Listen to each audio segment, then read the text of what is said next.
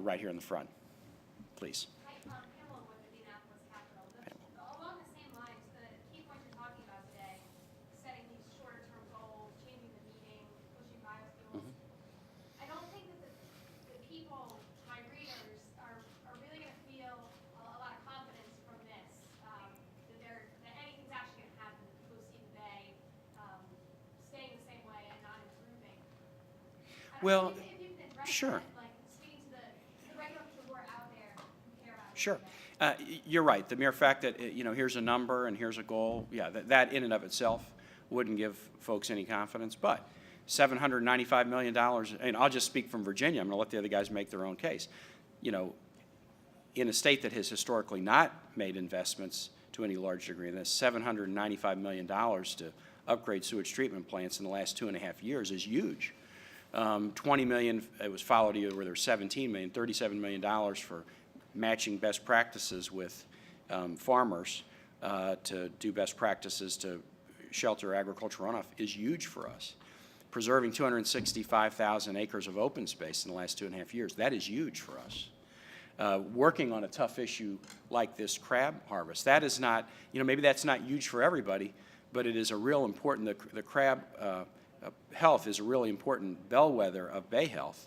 And obviously we have a lot of folks who rely on that industry. The fact that we were able to work together to come up with joint regulations and put them in place rather than each go in our own direction, and get great support from the congressional delegation to put money on the table so we could match state and federal dollars to employ the affected watermen in bay restoration efforts, that's real. That's something you can see, feel, and touch. So the fact of the goal in and of itself, you're right, that might not create a real warm and fuzzy feeling. But if you look at the real dollar investments that have been made in recent years by these jurisdictions, investments made in a bipartisan way because of the public support for these programs, that's where I think you ought to see the likely future success of these efforts. We get it. We're putting a lot of money into this, and we're going to keep doing it. Any other questions from the media? Okay. Well, actually, this gentleman's from the media. You may be the last one from the media, and then. Okay. Jeff Day with BNA's Daily Environment Report. A question I think would be interesting to hear from from the other states, maybe the legislators or regulators.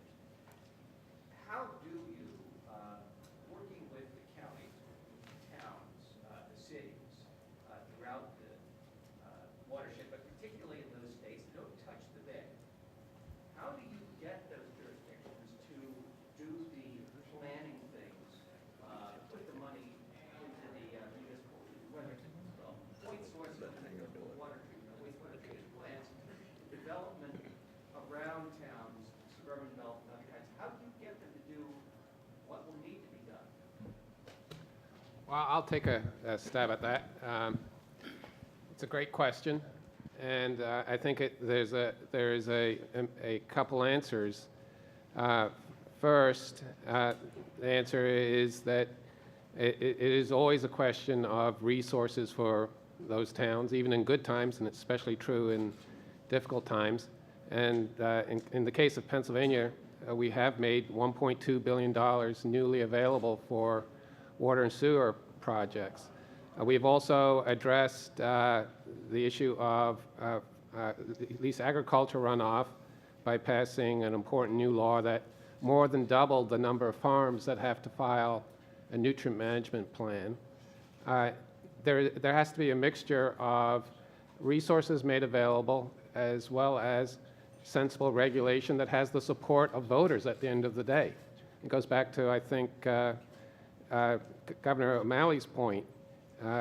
You can get angry at Administrator Johnson or anybody else up here, but I never do that. But we need political support that's sustained to do the very things that you're talking about, and we need it not only at the federal level and the governor's level, but we need it at the county level and in the townships. In the case of Pennsylvania, we have a particular challenge because we have so many local governments. We have over 2,500 municipalities.